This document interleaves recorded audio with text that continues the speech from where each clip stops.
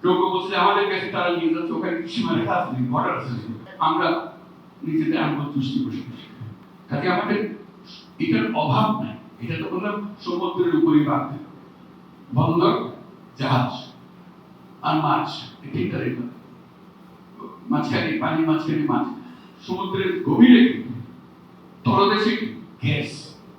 আমাদের গ্যাস শুনছে কোনোদিন সমুদ্র থেকে পেয়েছি, কিন্তু আশেপাশে দেশগুলো সমুদ্র থেকে গ্যাস নিয়ে যাচ্ছে। কেউ কেউ বলছে আমাদের কাছে তারা নিয়ে যাচ্ছে, ওখানে সীমারেখা আছে, বর্ডার আছে, পাইপ দিয়ে তারা নিয়ে যাচ্ছে, আমরা নিজেদের আঙ্গুল তুষ্টি বসে এটা কেন?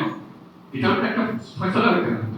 মাটির নিচে যদি গ্যাস, সমুদ্রের নিচে গ্যাস আছে, এটা নেই, সেটা কোনো সন্দেহ নাই। খুব দূর আছে, কত দূর আছে, কিভাবে আনতে হবে, আমরা যদি এনেও খেতে না পারি, এর থেকে আর দুঃখ কমানোর দুঃখ আমাদের আর কি থাকতে পারে। কাজে ওই দৃষ্টিভঙ্গি আনা যে আমাদের এই বিরাট সম্পদ, একটা হলো যে আমরা একটা আঞ্চলিক অর্থনীতি হিসেবে চিন্তা করবো, আমাদের সব কাজ করবো সেভাবে গড়ে তুলবো, যেহেতু আমরা সেই ফেসিলিটি নিতে পারি। আমরা সিঙ্গাপুরের কাছে কাছে যেতে বাধ্য হই, যেহেতু সুযোগটা তার কাছে আছে, আমরা যেতে বাধ্য হই, তার লাভ আমাদের ভালো। আমরা ধরুন না, আমরা সিঙ্গাপুরের সঙ্গে কাজ করবো বললে আমরা শেষ।